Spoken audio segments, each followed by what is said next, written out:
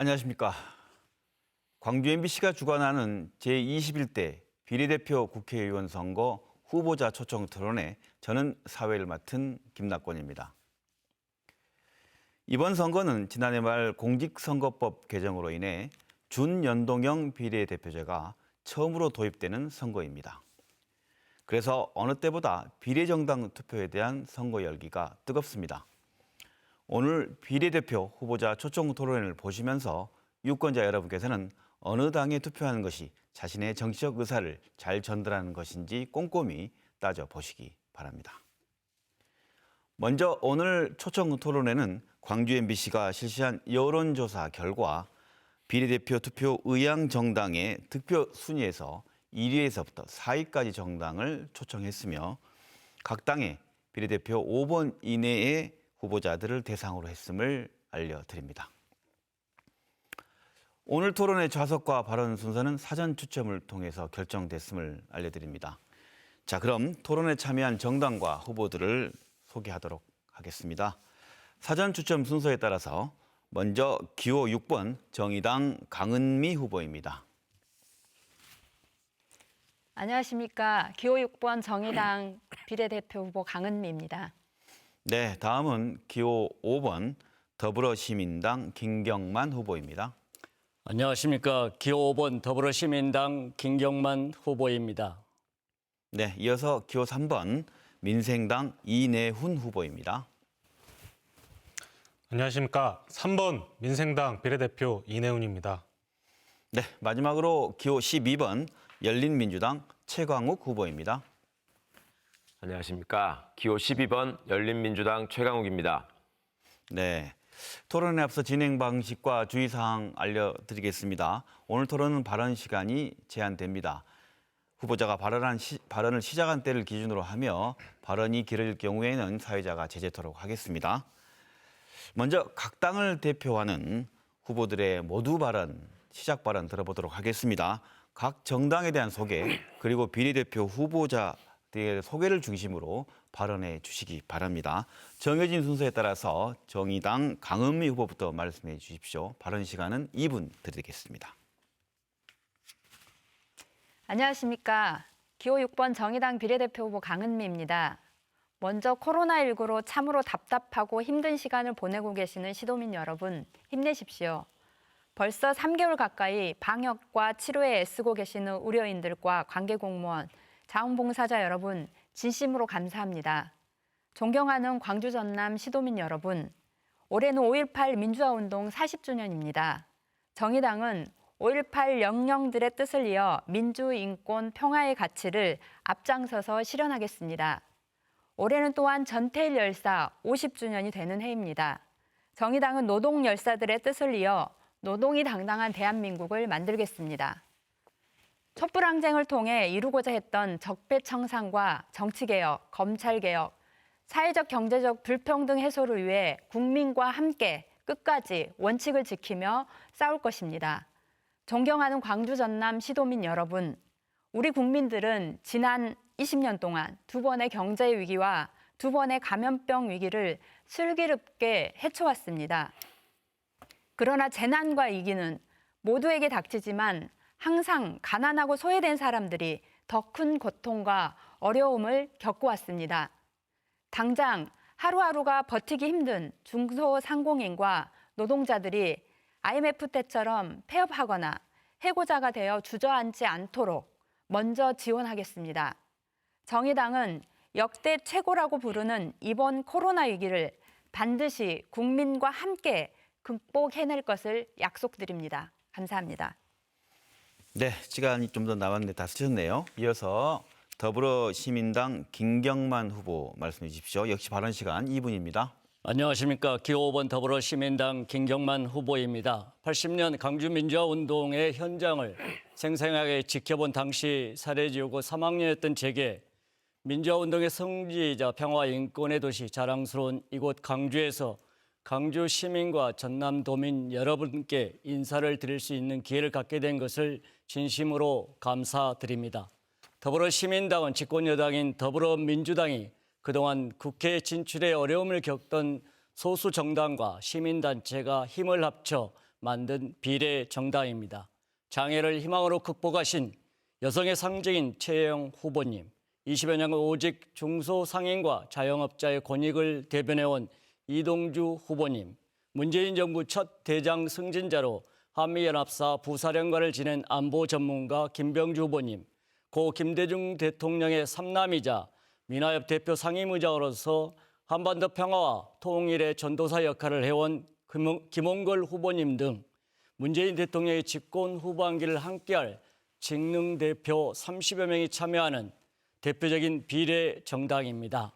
저 또한 중소기업 현장의 정책 전문가로서 30여 년간 우리 사회의 어린 중소기업과 소상공인, 자영업자가 처한 문제를 해결하는 소명을 안고 비례대표 후보로 참여하게 되었습니다. 코로나19 일찍이 경험하지 못한 위기입니다. 타 지역의 어려움을 외면하지 않고 대구 경북 지역에 기꺼이 도움의 손길을 내밀어준 달빛동맹 의료진과 강주 전남도민의 유대함은 80년 강주민주화동 운동 당시 트럭에 올려지던 주먹밥의 경험처럼 세계에서 가장 먼저 코로나19에 전쟁에 승리한 대한민국으로 기억할 것입니다. 위대한 강주 전남도민 여러분, 더불어시민당은 집권여당인 더불어민주당과 정책과 가치가 같은 문재인 대통령을 지켜낼 유일한 정당임을 다시 한번 말씀드립니다. 네, 각 비례대표 후보들이 각 정당에 대한 소개 그리고 정당 내부의 비례대표 후보자들에 대한 소개하는 모두 발언 시간을 듣고 있습니다. 다음 민생당 이내은 후보 말씀해 주십시오. 역시 발언 시간은 2분입니다. 예, 일단 광주는 제가 명절마다 찾는 곳인데요. 제 인생의 첫 방송을 이곳 광주에서 하게 돼서 굉장히 감회가 새롭고 영광스럽습니다. 일단 전라도는 조선 팔도에서 제일 가는 음식도 음식이지만은 이제 앞으로 풍부한 수산물과 그리고 이제 우리나라 전기차 그리고 재생에너지에 있어서 굉장히 중요한 곳으로 될 것입니다. 그래서 호남이 좀 더 발전하기 위해서는 현재 계획을 유지하고 상황 유지도 중요하지만은 그것보다는 이제 앞으로 점점 인공지능화, 자동화가 될 예정인데 필연적으로 따르는 이제 노동시장 개혁에 우리가 적극적으로 대처를 해야 됩니다. 대처를 해야 되는데 사실 최근에 일어난 이제 타다 사태에 관련해서도 민주당 정부의 대응이 적절하지 못했고 운송시장 면허에 있어서도 미리미리 운송 면허를 매입을 하면서 좀 더 이해 충돌 당사자들 간의 대화를 유도하고 최대한 그 스타트업이 성장하고 새로운 산업이 발전할 수 있도록 역량을 다해야 함에도 사실 지금 굉장히 믿음직스럽지 못한 것이 사실입니다. 그런 면에 있어서 저희 특히 민생당은 민주당 정부의 쓴소리를 하면서 앞으로 신산업이 최대한 발전할 수 있도록 특히나 이제 호남은 이제 재생에너지 클러스터 이제 나주 에너지밸리와 새만금의 이제 해양 태양력이 이제 들어설 예정인데 그런 것들을 최대한 지원하면서도 신산업을 주도하는 스타트업들이 마음 놓고 실험할 수 있도록 하는 환경을 만들기 위해서 최선을 다하겠습니다. 진정한 위기는 낡은 것이 죽어갈 때 새로운 것이 태어나지 않는 것이라고 합니다. 저희 민생당 지지해 주십시오. 감사합니다. 네, 끝으로 열린민주당 최광웅 후보 모두 발언해 주십시오. 역시 발언 시간 2분입니다. 기호 12번 열린민주당 최강욱입니다. 고향이나 진배 없는 곳에 왔습니다. 너무 좋습니다. 아시아 민주화 운동의 성지, 대한민국 민주주의의 심장, 광주 시민 여러분, 그리고 전남도민 여러분을 뵙게 돼서 너무 영광스럽고 감사합니다. 특히 제가 여러 번의 방송 토론을 했는데 미래를 참칭하는 정당과 함께하지 않는 유일한 시간입니다. 너무 자랑스럽고 뿌듯합니다. 저는 어린 시절을 전라남도 일원에서 보냈습니다.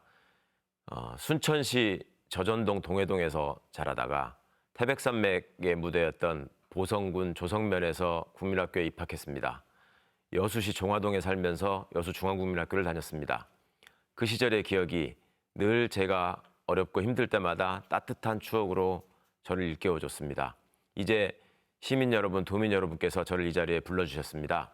저희 열린민주당은 다들 아시는 것처럼 시민이 직접 추천하고 당원과 국민이 직접 투표해서 열린 캐스팅과 열린 공천으로 후보자들을 추천했습니다. 그 과정에서 시민 여러분들의 열망을 받들어서 배신하지 않겠다는 정치, 또 열린 정치를 말씀드리고 있습니다. 공약 또한 시민 여러분들의 염원을 받들어서 열린 공약으로 발표드린 바 있습니다. 저희는 공식 선거운동 첫날 망월동 묘지를 참배하는 것으로 선거운동을 시작했습니다. 그 자리에서 제가 이렇게 말씀드렸습니다. 민주화운동의 심장과 민주화운동의 영혼을 간직한 저희 열린민주당, 김대중 대통령의 정신과 노무현 대통령의 의지를 받아 안을 저희 열린민주당, 문재인 정부의 성공을 위해서 언제까지 최선을 다할 저희 열린민주당, 여러분을 절대 배신하지 않고 실망시켜드리지 않겠다는 약속을 했습니다. 오늘 이 자리가 여러 훌륭하신 후보님들과 함께 나라를 위한 진지한 고민을 성찰할 수 있는 계기가 되기를 진심으로 소망합니다. 감사합니다. 네, 21대 비례대표 국회의원 선거 후보자 초청 토론에 함께하고 계십니다. 네, 이번 순서는 각 정당을 대표하는 후보들이 유권자들의 약속하는 정책과 공약을 듣는 시간입니다. 후보분들은 각 정당의 3가지 주요 의제를 포함하는 공약과 정책을 발표해 주시기 바랍니다.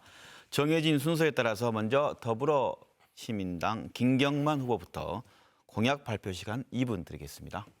더불어시민당의 총선 공약은 혁신과 공정, 포용, 안전, 평화라는 5가지 핵심 가치를 담고 있습니다. 이 자리에서는 중소기업 정책의 현장 전문가로서 강주 전남 지역에 대한 핵심 공약과 중소기업 소상공인, 자영업자에 대한 공약 몇 가지를 말씀드리겠습니다.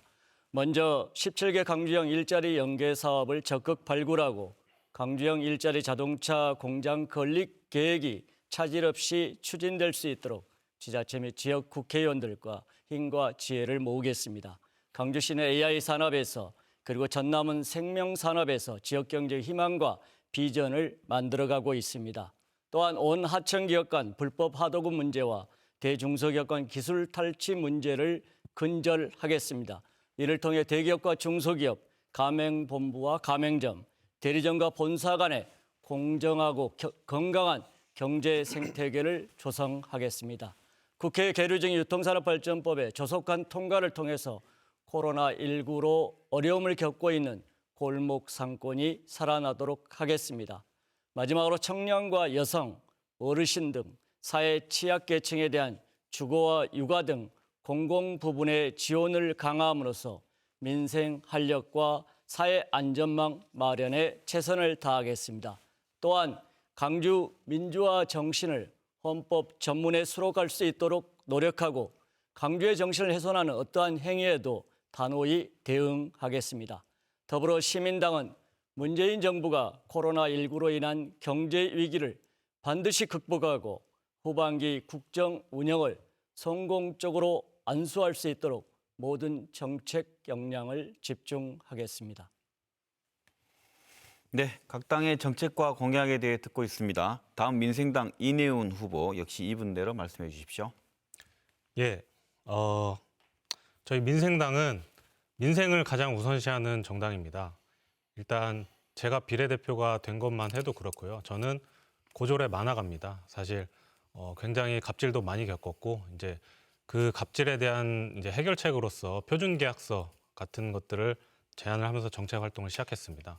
그런 민생을 가장 잘 아는 사람들이 모여 있는 곳이 저희 민생당이고요. 저희 민생당의 이제 주요 공약은 호남에 대해서는 이제 공익형 직불제 3조 확보 등이 있는데 사실 이것보다 저는 더 중요하다고 생각하는 게 그 문재인 대통령께서 광주형 일자리를 이제 공약하셨고 지금 추진하시는 중입니다. 근데 보면은 사업 계획을 봐도 그렇지만 지금 광주형 일자리가 지지부진한 거는 노사 간의 문제가 아니고 사실 기업에 있어서 가장 중요한 것은 상품성이거든요. 근데 우리나라가 굉장히 세계적으로 드물게도 이제 여러 자동차 회사들이 경쟁하는 곳이 바로 우리나라인데 근데 그런 우리나라에서 1000cc 미만의 SUV를 상품 개발해서 팔겠다고 하는 아주 기본적인 단계부터가 잘못되지 않았나. 우리나라 사람들은 일본과 다르게 작은 경차를 조금 들 타고 이제 중형차를 선호하는데 일단 상품성부터가 굉장히 계획이 잘못됐기 때문에 광주형 일자리를 보완하는 데 있어서 상품성 중심으로 저희가 민생당이 많은 조언을 드리겠다라고 말씀을 드리겠고요. 그리고 이제 공익형 직불제도 단순히 기본소득의 농가 소득의 개념으로 드리겠다는 것이 아니고 스마트팜을 도입을 하겠습니다. 이제 여러 가지 자동형 인공지능화에 따른 스마트팜은 단순히 농가 소득 증대뿐만 아니고 그에 따른 여러 가지 부가적인 일자리를 창출하기 때문에 스마트팜을 도입하는 3조 그리고 또 동서를 잇는 교통로를 확보하겠습니다. 감사합니다. 네, 각 당의 정책과 공약 듣고 계십니다. 이어서 열린민주당 최광욱 후보 역시 발언 시간 2분입니다. 예, 저희 열린민주당은 외적을 물리친 이순신 장군님의 12척에 비견되는 12가지 대표 공약을 말씀드린 바 있습니다. 검찰개혁, 언론개혁, 교육개혁, 노동개혁, 농민개혁, 농업개혁들을 요지로 하고 있습니다. 가장 대표적인으로 말씀드린 공약은 국회의원 국민소환제였습니다. 어제 정당 대표들이 모인 토론회 자리에서 다들 동의하고 협력해 주시기로 약속하셨습니다. 너무 다행이라고 생각합니다. 검찰개혁과 관련해서도 여러 가지 말씀을 드리고 있습니다. 검찰개혁을 먼 미래의 과제가 아닌 현재 실현하기 위해서 저희는 현재에도 움직이고 있습니다. 농민들을 위해서 농촌 재생 뉴딜 정책이라는 공약을 말씀드리고 있습니다. 농지 소유와 경작이 분리돼서 투기의 대상으로 전락한 현실을 개선하기 위해서 농지 소유 관계에 대한 전면적인 재조사를 약속드린 바 있습니다. 지방 거점 국립대의 등록금을 무상화해서 지방 국립대의 교육을 살리고 또 지방 인재들을 지방에서 건실하게 선장할 수 있도록 토대를 마련하는 공약을 말씀드린 바 있습니다. 이외에도 열린 공약이라는 제도를 통해서 국민 여러분들로부터 여러 가지 유익한 공약을 제안받고 그것을 또 정리해서 말씀드린 바 있습니다. 대표적으로 3자녀 이상 가구에 대해서는 소득세를 감면해주자는 공약을 말씀드린 바 있습니다. 또 유치원과 유아원, 각종 보육시설에 직접 지급되고 있는 보조금을 엄마들에게 직접 지급함으로 해서 아빠들에게 직접 지급함으로 해서 가장 적절한 사용처를 찾을 수 있도록 하는 공약도 말씀드린 바 있습니다. 앞으로도 아시아 문화 중심 도시로서의 광주의 발전, 전기차, AI, 4차 산업혁명을 주도하는 광주의 발전을 위해서 저희도 최대한 협력하고 많은 말씀 올리고 국회에서 최선을 다해 뛸 생각입니다. 네, 마지막으로 정의당 강은미 후보 정당의 정책과 공약 말씀해 주십시오. 네, 코로나 사태로 민생도 경제도 위기 상황입니다. 전례 없는 위기입니다. 전례 없는 대책으로 경제와 민생을 살려야 합니다. 첫째, 전 국민에게 긴급 재난지원금 100만 원을 사흘 내로 지급해야 합니다. 정의당은 처음부터 전 국민을 지원하자고 했습니다. 이제 모든 정당이 전 국민을 지원하자고 합니다. 다행입니다. 하지만 충분히 지원해야 민생도 경제도 살립니다. 전 국민 1인당 100만 원 반드시 관철시키겠습니다. 둘째, 어려운 기업 도와야 합니다. 하지만 국민 세금을 받고도 해고하는 기업들을 내버려 둔다면 양극화는 더욱 심화될 것입니다. 해고 없는 기업 지원으로 노동자의 일자리를 지키겠습니다. 셋째, 자영업자, 학교 비정규직, 프리랜서 등 가장 어려운 사람들에게 3개월 임대료, 긴급 생활지원비를 지급하겠습니다. 1%의 부자들은 초부유세를 내서 함께 이 위기를 극복하도록 하겠습니다. 텔레그램 엠번방 사건으로 전 국민은 분노하고 있습니다. 정의당은 선거운동 하루 중단하고 국회에서 법안 처리하자고 했습니다. 그런데 더불어민주당은 선거 이후로 미루자고 합니다. 위성 정당을 급조하고 의원 꽂으느라 모일 시간은 있어도 N번방 처리할 시간은 없다고 합니다. 정의당은 꼼수 정치가 없는 여의도를 만들겠습니다. 국민을 닮은 국회라는 정치개혁 목표 달성을 위해 원칙을 지키겠습니다. 어려움에 처한 한반도의 평화를 앞당기는 적극적 평화 정책도 추진하겠습니다. 경제 위기와 불안으로부터 국민을 지키는 유일한 진보 개혁 정당 기호 6번 정의당입니다. 네, 이번 순서는 이제 주도권 토론 시간입니다. 각 당을 대표하는 네 후보가 차례로 8분씩 주도권을 갖고 상대 후보와 자유롭게 묻고 답을 듣는 시간입니다. 이번 비례대표 후보자 토론은 각 정당을 대표하는 후보자들의 토론인 만큼 후보 개인에 대한 검증보다는 각 정당의 정책과 공약에 대해서 토론해 주시기 바랍니다.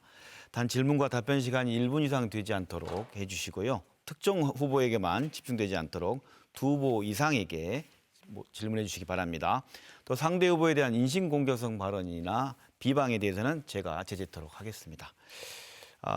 사전 추천 순서에 따라서 먼저 민생당 이내훈 후보가 주도권 시간을 갖습니다. 시간 8분입니다.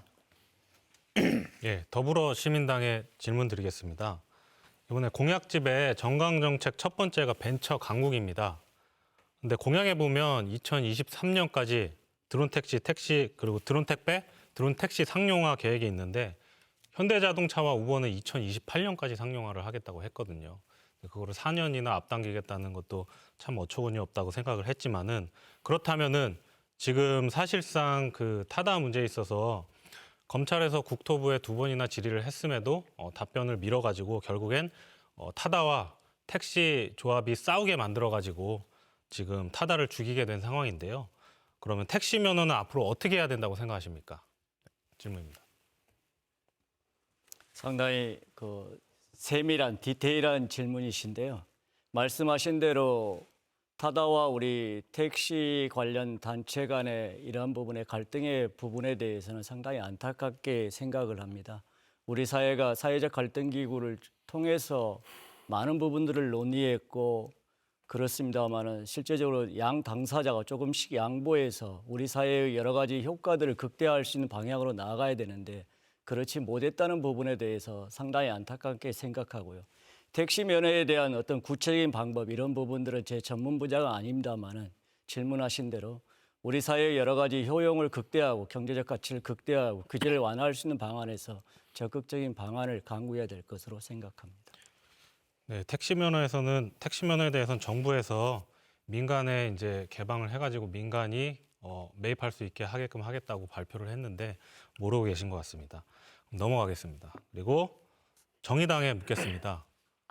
오늘이 이제 타다 베이직의 마지막 날입니다. 정의당에서는 진작부터 타다 사건에 대해서 불법 노동이다 이런 입장을 취했던 걸로 알고 있는데요.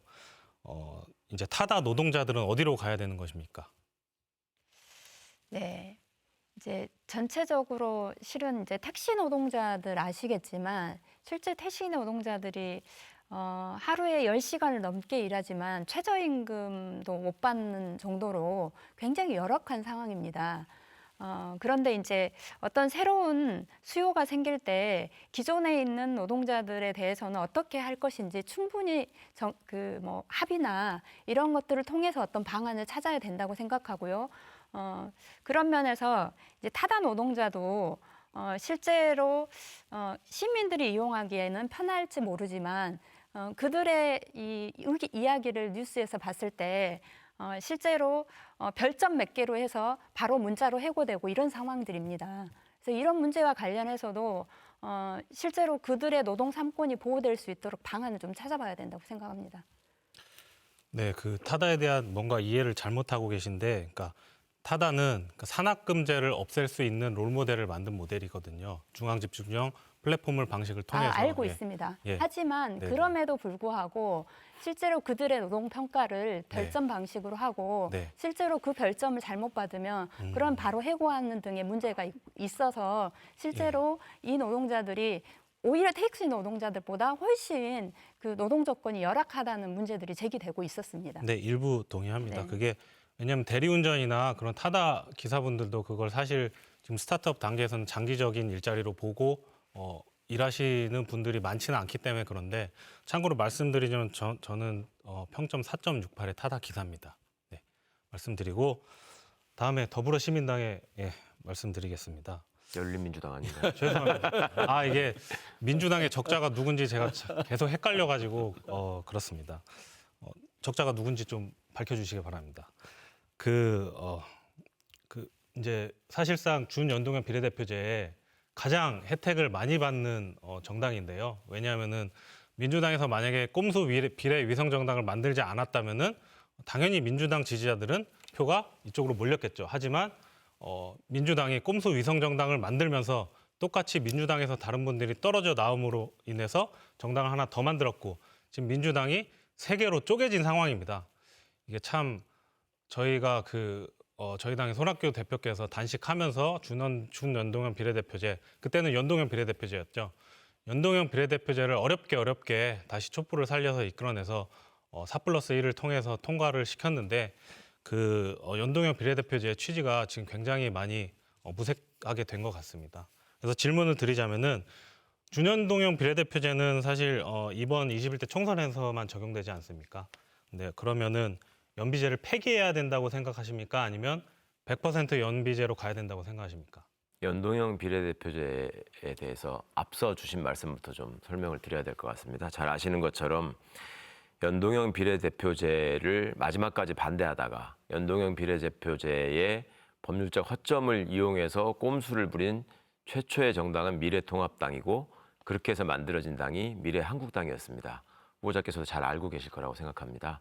그 부분에 대해서 연동형 비례대표제를 위해서 최선을 다해서 노력하신 우리 정의당의 아낌없는 비판 충분히 받아도 마땅하다고 생각합니다.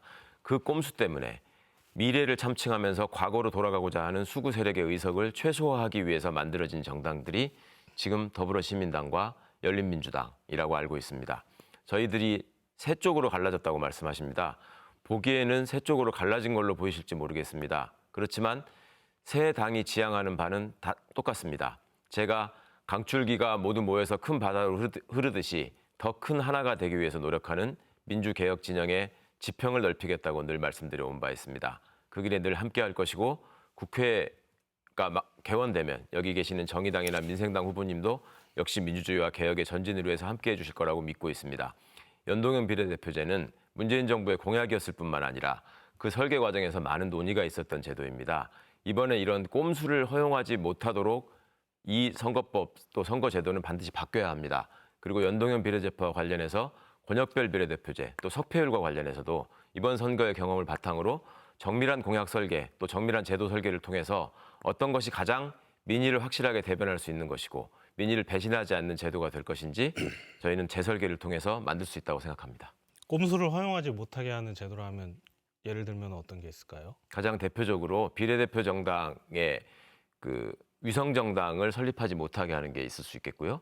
그다음에 그 비례대표 후보를 선정하는 과정에 있어서도 많은 꼼수가 있습니다.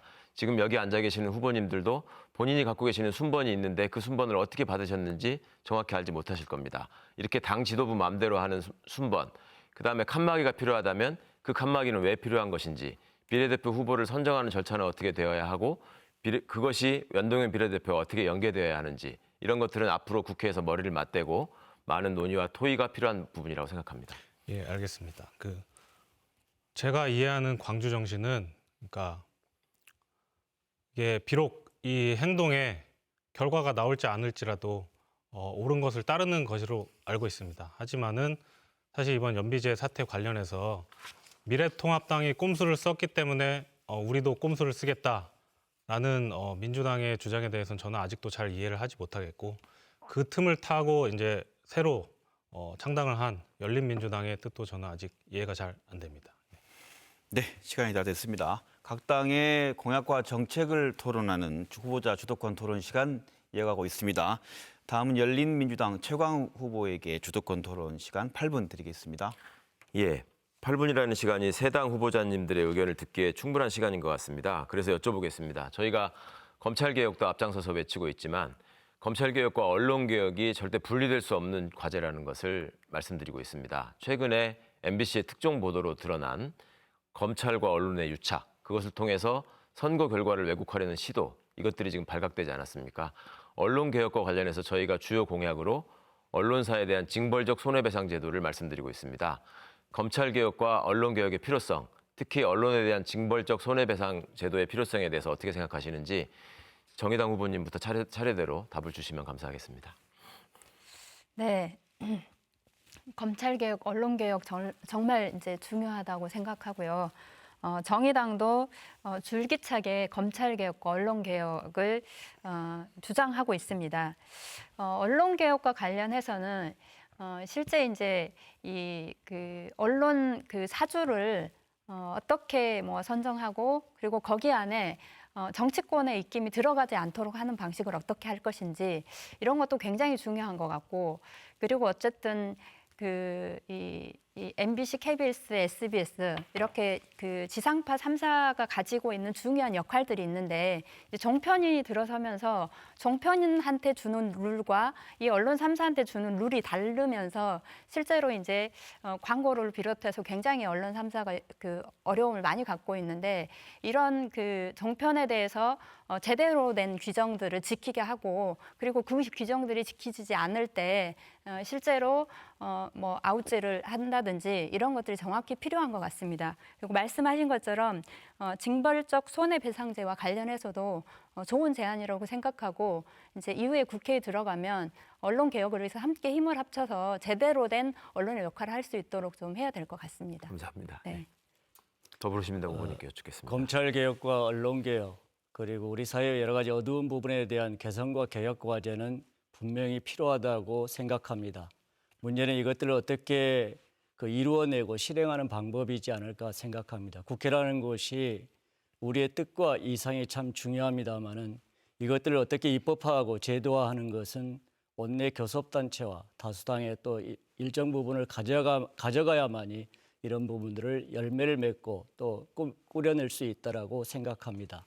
두 번째는 말씀하신 대로 징벌적 손배제 도입에 대해서는 언론 개혁 부분에 있어서 저희들이 똑같이 경제적인 입장에서 대기업과 중소기업 간의 불공정한 하도급 부분 그리고 마치 대기업이 어른이 어린아이의 기술을 빼앗아가는 기술 탈취 부분 이런 부분에 대해서는 이해 방지를 위해서도 반드시 징벌적 손배제를 도입해야 된다라고 많이 주장해 왔습니다. 마찬가지 맥락이라고 생각합니다. 언론개혁 반드시 필요합니다. 그러나 제도적으로 뒷받침해야 됩니다. 제도적으로 뒷받침하기 위해서는 방금 후보님께서 제안하신 대로 징벌적 손배제라는 강력한 처벌 조항을 통해서 이를 제도화하는 것이 필요하다고 생각합니다. 예. 네, 일단 검찰 개혁 말씀하셨는데요. 사실 민주화는 투쟁의 역사다 보니까 검찰을 이렇게 단수화해가지고 쌓은 기억 때문에 사실 검찰 개혁이 이제 문재인 정부의 가장 큰 어젠다 같습니다. 하지만 많이 검찰도 좋아지고 있다고 생각을 하고요. 모두가 다 그런 건 아닙니다. 이제 검찰과 언론과의 유착 이제 징벌적 손해배상제를 말씀하셨는데 사실 징벌적 손해배상제를 시행하면 그러면 지금 이제 검찰이 검찰 출입 기자들을 통해서 계속 이런 피의 사실이나 그런 여러 가지 사실들을 흘리고 있지 않습니까? 그런 것들이 고쳐질까를 봤을 때 저는 징벌적 손해배상제로 그걸 고칠 수 있을까는 의문이 들고요. 왜냐하면은 항상 보면은 큰 언론들은 법과 이렇게 인맥의 힘으로 여러 난관들을 헤쳐나가지만은 항상 보면 위험한 기사를 내고 하는 것들은 작은 언론들도 많거든요. 근데 그분들이 정말 그런 유혹을 뿌리칠 수 있을까라는 측면에서 징벌적 손해배상제는 도입 취지는 이해는 하면서도 실효성에 있어서는 조금 의문이 든다라는 말씀을 드리고 조금 추가적으로 말씀드리자면은 사실 검찰이 언론과 유착을 하는 그 과정은 지금 공소장 공개하는 것과 굉장히 밀접하게 생각을 합니다. 제가 개인적으로는 뭐 추미애 장관님을 지지하지는 않지만 공소장 공개 반대 입장에 대해서는 공소장 공개는 첫 번째 재판이 열리기 전까지는 반대하지 않는 게 옳다라고 개인적으로 생각하고 저희 정책팀과 논의하고 있습니다. 감사합니다. 징벌적 손해배상 제도에 대한 민생당의 이해가 조금 잘못되신 부분이 있는 것 같아서 추가로 좀 말씀을 드리겠습니다. 징벌적 손해배상 제도라고 하는 것은 언론의 오보에 대해서 다 적용되는 게 아닙니다. 악의적이고 허위 사실을 기초로 한 왜곡 보도 이거에 대해서는 이대로 방치해서는 안 된다라는 점. 근데 우리가 시민 사실 여러분께서 항상 말씀 마치고 좀 네. 얘기해 주십시오. 시민 여러분들께서도 잘 알고 계실 거라고 생각합니다. 미국의 경우에는 언론사의 보도국만큼 팩트체크팀이 그대로 활동합니다. 그래서 취재 기자가 취재원에 대해서 물어봤던 내용들을 팩트체크팀이 다시 확인하고 기자가 제대로 보도를 한 것인지 그 팩트를 독자들에게 제대로 전달한 것인지를 확인합니다. 왜 그렇게 하겠습니까? 미국의 언론이 허위 왜곡 보도, 특히 악의적인 보도를 하게 되면 징벌적 손해배상 제도에 의해서 언론사가 파산에 이르게 됩니다. 이런 점들 때문에 파산을 통해서 100억, 1000억의 손해를 입느니 10억을 들여서 팩트체크팀을 활용하고 그걸 통해 최대한 노력을 하고 있는 것입니다. 이런 제도가 우리나라에 필요하고 그런 것들을 통해서 언론의 지금까지의 이상한 행태들, 또 횡포들, 부적절한 유착들 이런 것들이 근절될 수 있다고 말씀을 드리는 것입니다. 국회의원 면책 특권에 있어서 이 국회의원의 발표의 사항에 있어서도 이런 징벌적 손배제를 도입하면 굉장히 좋을 것이, 저도 뭐 여러 번 대선 지선을 치러봤지만 민주당에서는 그런 왜곡 보도 이런 것이 없었다고 말씀을 지금 하시는데 저는 뭐 여러 가지 목록을 갖고 있거든요. 그래서 징벌적 손배제는 언론뿐만 아니고 정치권에도 적용을 해야 된다고 생각합니다. 국회의원한테 징벌적인 손해배상을 한다는 것은 민사소송의 기본하고는 좀 맞지 않는 말씀인 것 같고요. 금전적으로는 할 수 있죠. 사법적으로는 할 수 없어요. 누가 원고가 돼서 누구를 상대로 한다는 말입니까? 국회의원이 얼마든지 허위 발표를 할 수 있지 않습니까? 그러니까 그걸 누가 원고가 특히나- 돼서 하냔 말입니다. 손해배상은 피해자가 원고가 돼야 되는 것입니다. 후보님 예. 제가 징벌적 손배제는 우리 이제 법적 제도적으로는 강력한 처벌 방안이기 때문에 필요합니다. 다만 이제 피해자 입장에서 이걸 민사소송으로 이렇게 입증해야 되기 때문에 상당히 좀 장기화되고 그런 측면이 있어요. 왜냐하면 우리가 아까 제가 언급했듯이 기술 탈취 문제도 어린 중소기업이 피해 사실을 입증해야 되기 때문에 굉장한 어려움이 있습니다. 왜냐하면 모든 정보는 대기업이 다 가지고 있거든요. 그래서 가해자인 대기업이 피해 사실을 자기가 하지 않았다는 것을 증명할 수 있도록 이번에 법 개정이 이루어지고 있는데 법사위에서 계류 중에 있죠. 마찬가지로 징벌적 손배제 도입 정말 중요합니다. 다만 우리 민생당에서 말씀하신 대로 사회문화적인 이런 또 관행과 정착하는 이걸 지키려고 하는 이런 또 문화적인 이런 것들이 좀 필요하지 않는가 이렇게 생각을 합니다. 정당이 원고를 맡으면 되겠죠. 네. 예, 최강욱 후보의 주도권 토론 시간이 끝났습니다. 각 당의 공약과 정책을 중심으로 토론하는 자유토론 시간 이어지고 있습니다. 이어서 정의당 강은미 후보에게 주도권 시간 8분 드리겠습니다. 네, 더불어시민당에게 먼저 묻겠습니다. 그 북한을 이웃 국가로 대하고 대북 강경책을 주장하는 정책을 제출했다가 큰 논란이 있었습니다. 실무자 실수라고 했지만 졸속으로 위성정당 만들어서 발생한 파행 아닌가 싶습니다. 혹시 이것에 대해서 사과할 생각 없으십니까? 어쨌든 말씀하신 대로 더불어시민당은 그 각 소수 정당과 또 시민단체를 대표하는 정당으로 만들어졌었고 그 과정에서 민주당의 제반 정광 정책과 정책을 이렇게 승계하고 또 같은 입장을 공유하는 그런 과정입니다만 일부 그 등록하는 과정에서 각 시민단체의 그 정책을 여과 없이 하다 보니까 그런 과정이 있었다라고 생각합니다. 네. 이미 언론에서 다 발표했던 내용이라고 생각합니다. 그 더불어시민당이 뭐 여러 차례 정책을 발표했다가 또 문제가 되고 이런 상황이 있었는데 실은 그 위성 정당이 만들어지면서 어쩔 수 없이 발생한 상황이라고 봅니다. 다음 한 가지 더 묻겠습니다. 남북 평화 정착과 교류 확대로 새로운 한반도 시대를 열겠다고 했는데 지금 현재 그 한반도 비핵화 평화 체제 논의가 이제 교착 상태입니다. 이 문제를 해결하기 위해서는 어떤 해결책이 있습니까? 참으로 남북 평화 공존과 한반도 평화 부분은 우리 한반도가 또 우리 사회가 반드시 가야 될 목표라고 생각합니다. 다만 우리 남북 간의 의지만으로 되는 것이 아니고 글로벌 사회, 미국이나 일본, 또 중국, 한반도 둘러싼 여러 국가와의 협력과 또 국제 정세의 협력도 필요하다라고 생각이 듭니다. 따라서 또 우리 경제 활성화를 위해서 남북 간의 관계 개선은 반드시 필요합니다. 그러나 여러 가지 주변 여건이 만만치 않은 것 같습니다. 좀 더 지혜를 모으고 우리 내부에서도 하나된 목소리로 나갈 때 어떤 에너지가 이런 것들을 실현할 수 있지 않을까 생각합니다. 네, 대한민국의 남북 관계 그리고 한반도 평화는 굉장히 중요한 사안입니다. 그런데 이제 정권 초기에 개성공단 문제나 금강산 관광 문제는 실제로 정부에서 좀 더 적극적으로 그 해외 제재와 상관없이 진행할 수 있었던 부분인데 그 부분을 너무 미국 눈치를 보느라고 제때 그 개성공단을 열거나 이런 걸 못하는 것은 굉장히 아쉬운 부분입니다. 이제 또 한 가지는 지금 계속 이제 북한에서 그 뭐 미사일을 발사하고 있는데 이제 반면에 우리나라에도 계속 첨단 무기를 도입하는 등 대대적으로 군비 증강을 하고 있습니다. 우리는 군비 증강을 하면서 북한에서는 미사일 쏘지 말아라 이런 것들이 그 서로 안보 대 안보로서 우리도 군비 증강을 하지 않으면서 같이 미사일도 발사하지 말자 이렇게 돼야 되는 부분이 있는데 그런 면에서 좀 더 적극적인 평화 정책이 필요하다고 생각을 합니다. 두 가지 네, 일단 아니 이거는 혹시 이제 질문사항 아니었습니까? 질문사항 아닙니다. 네. 네, 다음은 이제 민생당에게 묻겠습니다. 아까 이제 농민 이야기를 하셨는데 우리 정의당도 농어민 문제는 굉장히 중요하다고 보고 있습니다. 농민들은 우리나라 농정을 근본적으로 전환시킬 농정 대개혁을 요구하고 있습니다. 그런데 이제 민생당이 제가 보기에 농업에 대한 전반적인 전략이 없어 보이고 저소득 취약계층을 위한 바우처 그리고 선별적 복지 이런 것만 이야기하고 있지 않냐 하는 생각이 들어서 전체적으로 농어민 수당을 확대하는 거 그리고 농민 기본소득을 전 농민에게 단계적으로 지급하는 방안 등이 좀 필요하다고 보는데 혹시 어떻게 보십니까?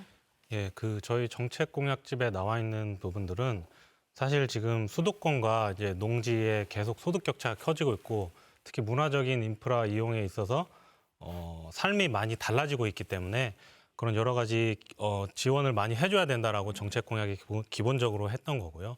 거기서 이제 더 나아가서는 결국에 중요한 거는 소득을 높여줘야 되는데 그럼 어떻게 소득을 높여줘야 될 것이냐 하는 부분에 있어서 저희가 아까도 제가 말씀드렸지만은 그 공익형 직불제를 단지 그냥 소득을 보완해주는 차원이 아니고 좀 더 부가가치가 높은 농산물을 생산하고 개발할 수 있도록 스마트팜을 도입을 하고 여러 가지 지원을 더 확대해 나갈 계획입니다. 네. 그러니까 이제 스마트팜도 많이 이야기하시는데 실제로 스마트팜을 설치할 수 있는 농민들은 대농 중심이어서 실제로 대농들 중심보다는 소농이나 그리고 어쨌든 국토의 많은 부분을 지키고 있는 농민들에 대해서 어떻게 이 소득을 보존해 줄 것인가에 대한 방안은 적절하지 않다고 생각합니다. 실제 이제 우리 이 심각한 기후 위기로 국민의 먹거리를 지키는 건 식량 안보라고 이야기할 만큼 중요한 사안입니다. 그런 면에서 정의당은 식량 자급률을 목표치를 정해서 법제화하자는 정책을 가지고 있고요. 농업 재보상보험법도 도입하고 그리고 농민 기본소득을 주장하고 있습니다. 이런 정책들을 통해서 농어민들이 좀 더 제대로 살아갈 수 있는 대한민국 만들기 위해서 노력하겠습니다. 다음 열린민주당에게 묻겠습니다. 이제 아까 연동형 비례대표제를 말씀하셨는데 권역별 비례대표제가 연동형 비례대표제랑 좀 다른 의미로 저는 이렇게 해석이 되거든요. 실제 문재인 정부가 주장한 연동형 비례대표제하고 권역별 비례대표제가 같다고 지금 보시는 건가요? 아닙니다. 네. 그 문재인 정부의 공약은 권역별 비례대표제를 기초로 한 연동형 비례대표제라고 알고 있고요. 그건 아마 정의당에서 잘 알고 계실 것 같은데 권역별 비례대표제가 얘기되는 이유는 우리 그 정치 현실상 명확한 이유의 지역 구분, 그다음에 지역당 뭐 이런 것들이 현존하고 있고 그다음에 우리 민주개혁 진영이 영남 쪽에서도 많은 득표를 하고 있음에도 불구하고 의석을 하나도 갖지 못하는 현실 뭐 이런 것들을 좀 깨뜨리기 위해서 얘기하고 있는 제도가 아닌가 싶습니다. 그러니까 실제 연동형 비례대표제 자체를 강화하고 실제로 그렇게 강화되고 나면 저는 분명하게 이 제도 자체가 우리 이 대한민국의 심각한 영호남 갈등이나 이런 것들이 해소될 뿐만 아니라 더욱이 이제 정치의 다양성들이 충분히 확보되면서 이 사회의 심각한 불평등을 해소하는 근본적인 방안이라고 보고 있습니다. 그래서 이 권역별 비례대표제가 혹시 이제 연동형 비례대표제랑 좀 다른 의미로 쓰일까 봐 우려해서 한 말씀 드리는 거고요. 또 한 가지는 그 아까 이제 어린이집 유치원에게 예산을 지원하지 않고 직접 지원한다고 했는데 실제 이 주장을 한유총이 하고 있었던 주장입니다. 근데 한유총이 그러니까 유치원 3법을 이번에 이제 국회에서 통과할 때 실제로 한유총이나 그리고 자한당이 반대를 심하게 해서 이거 통과를 못했고 결국 패스트트랙으로 통과했는데 이 문제는 사립유치원이 회계와 감시를 회피하기 위해서 개인한테 지원해주자라고 이야기한 건데 그거하고 똑같은 주장을 하셔서 이거 뭐지 이런 이상한 생각이 들어서 네. 시간이 네, 시간이 다 됐습니다.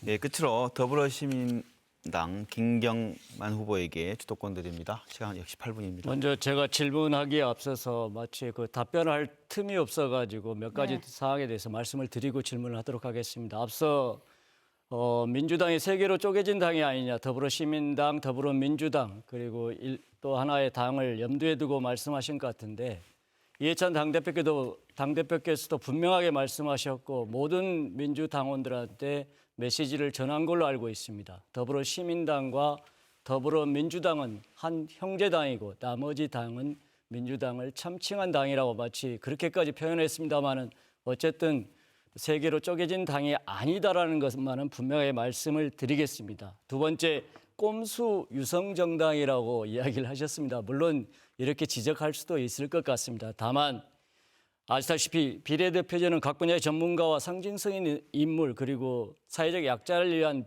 그런 배려하기 위한 제도라는 것은 모두가 동의할 걸로 압니다.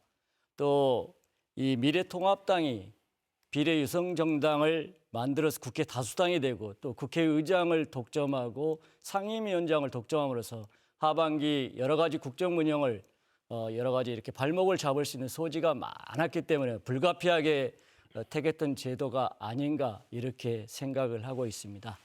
간단하게 그리고 또 하나 개성공단과 금강산 관광 부분에 있어서 우리 정부가 너무 소극적이지 않았느냐 이런 지적을 하셨는데 일정 부분 동의를 합니다만은 저 또한 개성공단 문제를 과거에 당에 합류하기 전에 그 여러 가지 문제를 다루었던 사람으로서 미 의회에 가서도 개성공단의 재개 필요성에 대해서 미 의회 관계자들에게 수차례 설명을 한 바가 있습니다. 왜냐하면은 이 부분은 이미 국제사회의 핫 이슈가 됐고 우리 정부만에 풀 수 있는 여지를 넘어섰다는 겁니다. 네, 이제 질문해 주시죠. 네, 네. 질문하겠습니다. 먼저 최 후보님께 간단하게 질문하겠습니다. 열린민주당이 공당인 더불어민주당 공천심사에서 다소 탈락하신 분이 많이 가신 정당이 아닌가 이런 또 이야기도 있습니다.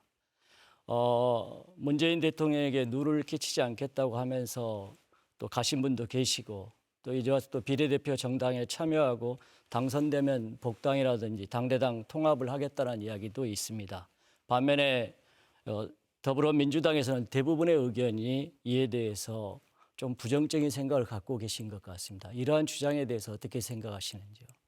더불어민주당에서 부정적인 생각을 갖고 계신다는 게 무슨 말씀이신지. 열린민주당에서 이렇게 복당하거나 당대당 통합을 하겠다라고 제안하신 것에 대해서 좀 부정적인 생각을 가지고 계신다. 예.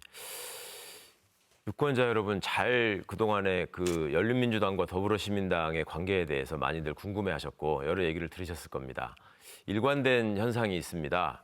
더불어시민당과 더불어민주당은 끊임없이 열린민주당을 공격합니다. 왜 그럴까요? 열린민주당은 단 한 번도 그러한 공격을 하지 않았습니다. 왜 그럴까요? 지금 열린민주당은 어떻게든 더 큰 하나가 되는 길로 가고자 한다고 하는데 열린민주당이 합쳐지는 걸 원치 않는다라고 말씀하십니다. 왜 그럴까요? 이게 민주개혁 진영이 지평을 넓히는 길일까요? 아닐까요? 열린민주당에 와 있는 분들이 어떤 면에서 더불어민주당과 차별화되고 어떤 면에서 더불어민주당을 좋은 쪽으로 견인할 수 있는지 또 그런 부분에 대한 유권자들의 열망이 저희들이 현재 일으키고 있는 일종의 바람으로 표현되고 있다고 생각합니다. 이 폭발적인 지지, 이 성원, 이것들을 더불어시민당과 더불어민주당이 함께 받아 안고 더 큰 바다에서 만날 수 있기를 계속 소망합니다. 민생당 이내훈 후보님께 질의하겠습니다. 민생당은 4년 전에 있지도 않은 호남 홀대론으로 호남 유권자들을 현혹하여 많은 국회의원을 배출한 국민의당을 모태로 하고 있습니다. 지난 4년 국회에서의 그 일을 보면은 문재인 대통령의 안정적인 국정 운영을 상당히 또 어렵게 한 것이 국민의당이요, 바른미래당, 대한신당, 민주평화당 그리고 민생당이라는 이야기가 있습니다. 그런 기억이 생생한데 지금 와서는 또다시 호남 유권자들에게 표를 달라고 하고 있습니다. 혹시 후보님께서는 이러한 민생당 후보들의 과거 행적이나 행태에 대해서 어떻게 생각하시는지? 근데 저희가 사실 민주당 정부를 힘들게 했다, 어렵게 했다라고 말씀을 하셨는데 제가 되돌아보면은 저희 당에서 했던 4+1 협의체나 그러니까 중요한 부분에 있어서 문재인 정부의 국정 운영 철학을 과 크게 어긋나지는 않는다고 생각합니다. 다만 그 구체적인 실현 방법에 있어서 옳지 않다고 생각되는 부분에 저희가 지적을 많이 했고 그게 불편하다고 하면은 제 생각엔 그것이 정치 아닌가. 결국에는 예, 다른 의견을 내고 예, 여러 가지 의견을 취합해서 가장 옳은 길로 국가 운영을 하는 게 정치 아닌가. 그런 측면에서 봤을 때 저희 민생당은 예전에도 그렇고 지금도 그렇고 제 역할을 하고 있다고 생각합니다. 네. 네, 감사합니다. 정의당 후보님께 질의하겠습니다. 원하청기업 간 불법 하도급 문제 그리고 다양한 특수고용직 근로자들 보호를 위해서는 중소기업 납품 단가가 제대로 보장되어야 하고 또 대기업에 의한 중소기업 기술 탈취도 근절돼야 한다라고 많이 주장하고 있습니다. 또한 대형마트 복합 쇼핑몰 때문에 골목 상권이 무너지고 있고 이로 인해서 많은 중소기업과 소상공인, 자영업자의 임대료 부담도 가중되고 있다라고 이야기를 하고 있습니다. 정의당 후보님께서는 원하청기업 간의 불법 하도급 문제, 결국은 근로자와 연결돼 있다라고 생각합니다. 또한 특수고용직 노동자 보호하기 위한 이런 부분에 대해서 어떻게 생각하시는지요? 네, 그 중소기업과 대기업의 불법 하도급 문제는 징벌적 손해배상제를 저희도 주장을 하고 있습니다. 왜냐하면 실제 대기업과 중소기업의 임금 차이가 거의 뭐 그 50%, 60% 이렇게 차이가 나는 상황이고 그 문제를 해결하지 않고서 실제 이 노동자들의 삶의 질을 변화시킬 수 없다고 보기 때문에 이제 중소기업의 불법 하도급과 관련된 문제는 정확하게 근절해야 된다고 생각하고요. 특수고용 노동자들과 관련해서도 형태로는 사장이지만 실제 그들은 거의 노동자와 다름없이 기업의 지시를 받고 일을 이렇게 받아서 진행하고 있는 상황이라 근데 이제 그 노동자들은 노동 3법의 제외 대상입니다. 그래서 저희 그 정의당은 이번에 이제 중요한 공약으로 전태일 50주년을 맞아서 전태일 노동 3법을 이야기하고 있는데 그 중에 한 가지가 특수고용 노동자들에게도 노동 3법을 적용하자는 것입니다. 또 이제 한 가지는 실제 대부분의 위험 외주화라고 많이 이야기를 하는데 위험한 일, 안전하고 관계되는 일들을 또 대부분 이제 하청으로 이렇게 내려서 하고 있는데 그런 문제와 관련해서는 중대재해에 대해서는 기업처벌법을 좀 더 강화하자, 원청의 그 책임성을 더 강화하자 이런 것까지가 저희 정의당의 정책입니다. 네, 조금 더 이야기를 할까요? 네. 그리고 이제 또 한 가지는 저희 많이 하신 것 같아요. 5인 미만 사업장에 대해서도 여전히 근로기준법이 적용되지 않는 부분이 많은데 5인 미만 사업장도 근로기준법이 적용돼도 하자는 안까지 가지고 있습니다. 네. 네, 김경만 후보의 주도권 토론을 끝으로 주도권 토론 시간이 모두 끝났습니다. 네, 광주 MBC가 주관하는 제21대 비례대표 국회의원 선거 후보자 초청 토론회 이제 마무리할 시간입니다. 끝으로 각 당을 대표하는 후보들께서 마무리 발언으로 광주 전남 유권자들에게 꼭 당부하고 싶은 말씀해 주시기 바랍니다. 각 후보에게 시간은 1분 30초씩 드리겠습니다. 순서에 따라서 먼저 열린민주당 최광욱 후보부터 해주시죠. 예, 기호 12번 열린민주당을 기억해 주십시오. 역시 광주에 오니까 다릅니다. 제가 여러 번 토론에 참여해봤지만 이렇게 품격 있고 밀도 있는 정책 토론을 해본 적이 없습니다. 미래를 참칭하는 정당이 없으니까 토론의 품격이 올라가고 수준이 높아집니다. 정치도 마찬가지입니다. 미래를 참칭하면서 과거로 돌아가고자 하는 세력, 여러분께서 반드시 심판해 주시라고 믿습니다. 저희가 그 길에 앞장서겠습니다. 절대 물러서지 않겠습니다. 국민을 배신하지 않는 정치를 하겠습니다. 아까 시간이 부족해서 공약 설명을 잠깐 못 드렸는데 설마 저희가 한유총 같은 기관의 꼼수에 넘어가겠습니까?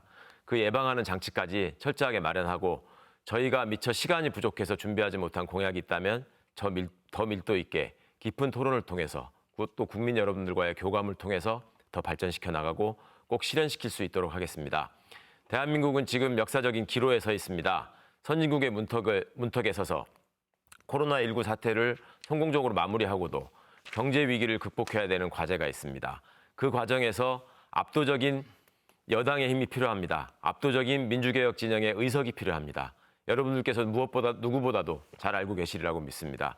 여기 나와주신 훌륭한 세 분의 후보님과 함께 국회에 진출할 수 있다면 저희가 가진 역량을 최대한 발휘하고 머리를 맞대고 최대한 장점을 찾아내는 협력을 통해서 국민 여러분의 뜻을 배신하지 않고 역사를 발전시키고 대한민국의 민주주의를 완성시키고 광주의 자부심, 전남의 자부심을 지킬 수 있도록 최선을 다하겠습니다. 감사합니다. 네, 다음으로 정의당 강은미 후보입니다. 1분 30초 동안 마무리 연설해 주십시오. 네, 존경하는 광주 전남 시도민 여러분, 지난 수십 년 동안 지역구도에 기반한 두 정당의 독점 정치는 영원한 모두를 온갖 행포와 부정부패로 병들게 하였습니다. 지난 20대 국회와 이번 선거 과정에서 보고 계시듯 원칙과 정도는 사라지고 반칙과 꼼수로 나라 전체를 진흙탕으로 만들고 있습니다. 광주 전남 시도민 여러분, 거대 양당의 싹쓸이 정치로는 더 이상 아무것도 바꾸지 못합니다. 그러나 모든 국민이 인정하시듯이 정의당의 한석은 세상을 바꿉니다. 이제 기호 6번 정의당을 선택해 주십시오. 광주 전남이 먼저 민주화의 성지답게 일당 독점을 깨주십시오. 정의당이 민주주의와 민생을 앞장서서 지키겠습니다. 존경하는 광주 전남 시도민 여러분, 광주 서구원과 시의원을 지낸 저 강은미는 광주 시민들이 낳아주고 키워주셨습니다. 저 강은미를 호남을 대표하는 진보 정치인으로 키워주십시오. 정의당을 대한민국의 정치개혁과 촛불혁명을 선도하는 당당한 제1야당으로 만들겠습니다. 반드시 당선되어 민주화의 성지 광주를 대표하는 국회의원이 되어 다시 인사드리겠습니다. 감사합니다. 네, 이어서 더불어시민당 김경만 후보 순서입니다. 기호 5번 더불어시민당입니다. 더불어시민당은 문재인 대통령과 함께 하겠습니다. 문재인 정부의 집권 후반기를 안정적으로 뒷받침하겠습니다. 문재인 대통령과 함께 코로나19 경제위기 전쟁에서 반드시 승리하겠습니다. 문재인 정부의 코로나19 대응은 세계 각국의 모범 사례로 자리 잡고 세계 각국의 지도자가 도움을 요청하는 모범 사례로 평가받고 있습니다. 더불어 시민당을 지지하는 것은 경제 살리기에 올인하고 있는 문재인 정부를 지지하는 것이고 촛불 정권으로 탄생한 문재인 대통령을 지켜내는 것입니다. 김대중 대통령과 노무현 대통령 그리고 문재인 대통령을 잇는 정신이 더불어시민당에 함께하고 있습니다. 광주 전남 지역 유권자 여러분께서 더불어시민당에 힘을 모아주실 때 문재인 정부의 후반기가 안정적이고 지속적으로 운영될 수 있다고 생각합니다. 여러분의 적극적인 지지와 성원을 부탁드립니다. 오랜 사회적 거리두기에 많이 힘들고 지치시리라고 생각합니다. 우리 공동체를 위해서 조금만 더 인내해 주시고 부디 건강하게 이 위기를 함께 극복할 수 있기를 바랍니다. 더불어시민당이 광주 시민과 전남 도민 여러분과 함께 하겠습니다. 감사합니다. 네, 끝으로 민생당 이내용 후보 순서입니다. 예, 구태 보수의 부활을 막기 위해서 민주당 정부에 힘을 실어주려는 호남 분들의 마음을 잘 이해하고 있습니다. 그러나 오늘 토론회에서도 보셨겠지만은 정치는 단순하면 단순할수록 병이 듭니다. 양극단으로 나뉘어서 문재인 정부가 제대로 일을 하지 못한 것은 바로 양극단 정치 때문입니다. 예, 저희 민생당이 연비제를 처음 촛불을 다시 일으킨 만큼 다당제 정신을 저희가 이어받겠습니다. 그래서 협치하는 정치가 무엇인지 저희 민생당부터 출발하겠습니다. 지금 우리나라가 변하지 않고 이대로도 괜찮다고 생각하신다면은 민주당을 찍어주셔도 이해합니다. 그러나 민주당이 새로운 이제 미래 세대에 있어서 갈등 조정 능력이 부재하고 대처 능력이 떨어진다는 것은 이미 보여줬기 때문에 그 대처 방안으로 저희 민생당이 쓴소리하고 반드시 민주당 정부가 귀를 열 수 있도록 하겠습니다. 그러기 위해서는 우리나라 민주화를 견인한 호남 분들의 선택이 필요합니다. 이번 총선에서 반드시 꼼수 쓰지 않는 정정당당한 3번 민생당을 꼭 선택해 주십시오. 여러분의 기대에 부응해서 옳은 정치, 협치의 정치 보여드리겠습니다. 감사합니다. 네, 각 당을 대표하는 비례대표 후보자들의 열띤 토론을 마무리됐습니다. 오늘 같이 해주신 네 분 여러분께 감사드립니다. 네, 오늘 토론을 통해 유권자 여러분께서는 제21대 비례대표 국회의원 선거에서 현명한 선택을 하는데 많은 도움이 되시길 바랍니다. 이것으로 제21대 비례대표 국회의원 선거 후보자 초청 토론회를 모두 마칩니다. 시청해주신 여러분 고맙습니다.